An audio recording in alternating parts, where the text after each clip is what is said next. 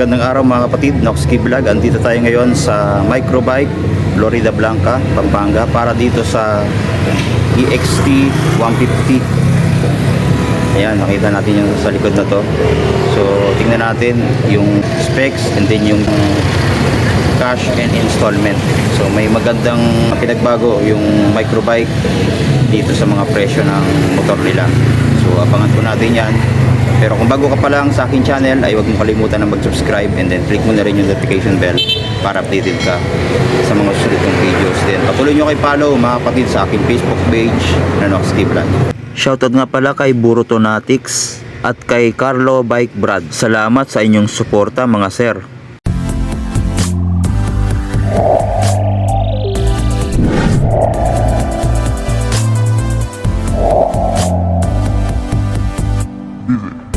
Noxky Vlog.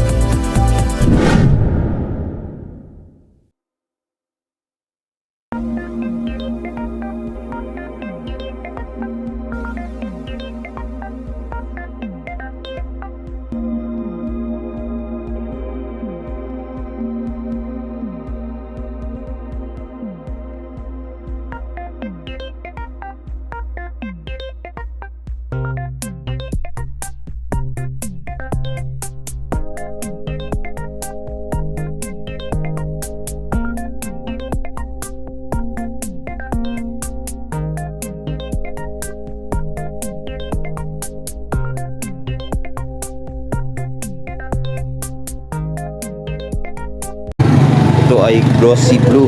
Ayan naman yung kanyang tatak na EXT, tapos yung logo ng Microbike. Then dito sa side yung EXT 150 5-speed manual transmission, tapos nakalagay yung CDI racing. Gandahan dito mga kapatid, pwede nyo pang service, pwede rin pang negosyo, no? Katulad nung pang tricycle, pwede to mga kapatid. Malakas sumatak, no? At syempre mabilis din ang takbo nito, no? So ikutan natin mga kapatid dito sa harap. Unang-una dito sa headlight. Ayan, kakaiba din yung headlight nito dahil dalawa yung bulb niya dito sa harap. Ayan, no? Halogen bulb pa rin, pero ang ganda na ng design, kumbaga latest na rin ito. Pwede nyo din palitan ng LED ito mga kapatid. Ayan, tapos pa rectangle, tapos may chrome finish siya dito sa gilid. Then nakita naman natin dito sa may baba niya yung Microbike na emblem. Ayan, ang ganda, no? Tapos pati yung signal light mga kapatid ay halogen bulb pa rin yan. Then naka-telescopic fork pa rin tayo dito. Ayan, meron namang cover yung telescopic fork niya. Then sa fender, ito maganda, stainless, no? Ayan, no? Stainless na yung kanyang fender dito sa harapan, pati yata dun sa likod, no? Ayun, makikita natin mamaya. Tapos yung kulay silver yung telescopic nya na malaki, no? Pang 150cc talaga. Then dito sa gulong, ito makikita natin naka spokes, and then tube type yung kanyang gulong. Then ang size naman ay 3.00 by 17 dito sa harapan. Tapos yung hub nya dito ang laki din, no? Na kulay silver naman. Then pagdating dito sa likod, ito yung likod na gulong, same sila ng size doon sa harap, 3.00 by 17 din. Tapos naka spokes, and then ang frame naman niya dito sa likod ay drum brake. Pati din pala doon sa harap, naka drum brake din yun. Ang swing arms niya, ito bilog pa rin siya, pero meron siyang support dito, no? Ayan, makita natin may support siya dito, kaya makapal na rin. So hindi na rin basta pipilip ito kahit na lalagyan natin ng sidecar. Tapos dual shock sa likod, parang stainless siya pero chrome finish lang ito mga kapatid. Na-adjust din siya, no? Tapos makita natin dito yung kanyang muffler. Ayan, naka-slant din naman ng konti, pero hindi siya ganun kataas, ano? Tapos may heat guard siya dito, chrome finish na naman dito. Then matte black naman yung pinaka muffler na niya dito. Tapos ayan naman yung dulo, ayan, isa lang yung butas.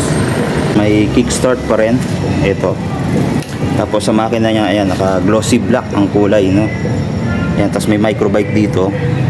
Kagandahan, meron din siyang tinginan ng langis dito. Ayan, no? Tapos ito man yung lagay ng langis. 1 liter yung langis niya. Dahil 150cc to. Tapos sa tapakan sa preno, ito naman. Ayan, no? Ang laki. Ayos na ayos to, no? Hindi pa dudulas yung paa mo rito. Tapos chrome finish din siya.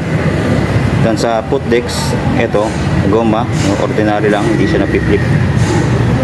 Pero sa angkas, ito, napiflip siya, no? Ayan, tapos may goma rin dito. Ayan, sa may panel, ito naman yung panel gauge, naka-analog panel gauge. Tapos, ito naman yung speedometer, hanggang 120. Tapos, odometer niya, ito. Then yung turn signal light, makikita natin dito. Saka yung sa headlight, neutral, tapos yung gear indicator. Yan, 1, 2, 3, 4, 5. Then meron siyang emblem na naman dito or yung tatak ng microbike dito. So okay pa rin yung panel gauge niya, informative pa rin mga kapatid. Then sa ignition, naka-standard. Ayan. Tapos pwede din natin mailak ito mga kapatid. Ito naman yung kanyang susi. Then sa handle, ito naka naked handlebar. Tapos chrome finish din yung kulay. Pagdating dito mga kapatid sa kanya pinaka pitches, ito kagandahan mga kapatid. Alloy siya, oh. So hindi basta-basta masisira ito. Yun yung maganda rito, kabilaan niya, no. Alloy na to mga kapatid. Tapos sa pindutan ng ilaw, ito, ayun, ang ganda. Sina. Tapos yung high and low niya, ito. Ayan. Paiba siya mga kapatid. Yan dito naman sa kabila, bukasan ng ilaw. Ayan. Tapos yung electric starter niya. Ayan. Matibay ito dahil alloy siya, hindi basta-basta masisira. Sa throttle, yan, napakalambot, tsaka napakalalim din. Ayan, malalim siya. Pati yung sa lever niya, ayan, alloy na yan. Pati yung sa clutch, ayan, ang ganda. Tapos yung side mirror, ito. Ayan, o. So stock na side mirror niya. So parang classic style yung design niya. Sa kanyang tank, ito, glossy yung kulay, glossy blue. So flash ko na lang yung kanyang fuel capacity. So dito naman sa upuan, napakaganda rin. Ayan, makikita natin yung upuan niya. Flat lang siya. Ayan. Sakto dito sa may rider. Then pwede din dito mga kapatid yung OBR natin. Kanyang carrier, ayan, malaki din, oh, napakalaki. Tapos glossy black naman dito. Then dito sa tail light, ito, naka halogen bulb pa rin, tapos classic style din, no? Pa-square naman yung design niya dito. Pati yung signal light dito sa likod ay halogen bulb. Then sa fender sa likod, ito makikita natin stainless din, oh. Yun yung maganda rito, hindi siya kakalawangin. Tapos meron pa siyang extension yan dito, so secured yung likuran natin. Tapos ito naman yung plate holder nya. Ayan, may tatak ng microbike. Pinagandahan pala dito mga kapatid ay Euro 3 compliant na rin itong motor na to. Ayan, may breather siya, nasa ibabaw yung pinaka-hose. Tapos makita natin yung makina. Ayan, ito ay naka push rod engine, no? Hindi siya timing chain. Tapos ayan naman yung ilalim, no? May nakalagay na CDI, MMC. Then yung kanyang shifter, ito. Ayan, 5 speed nga po, no? Ang nakalagay dito mga kapatid ay puro sa harap lang. Parang katulad lang din dun sa Skygo Earl 150 natin.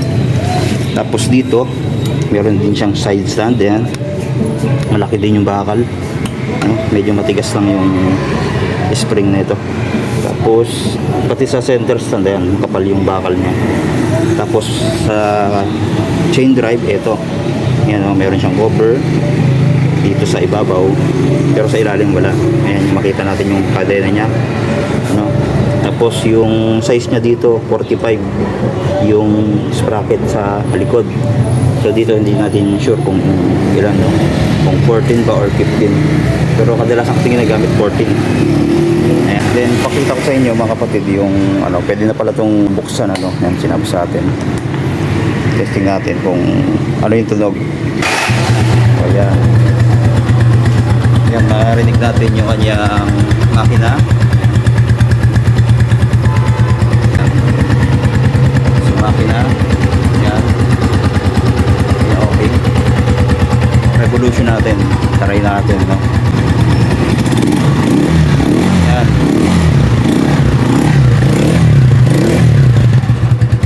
Yan, okay. So, sa ilaw naman, ito natin. Ilaw niya. Yan, meron siyang park light na kulay yellow dito. Tapos ito naman yung ilaw niya. Yan. No? Sa harap, dalawa mga kapatid. Kung gusto nyo palitan ng LED, pwede, no? So, yan. Tapos sa signal light, ayun naman. Pati yun sa kabila.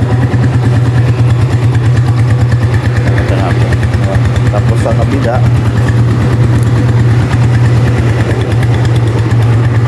yan naman. Yan, no?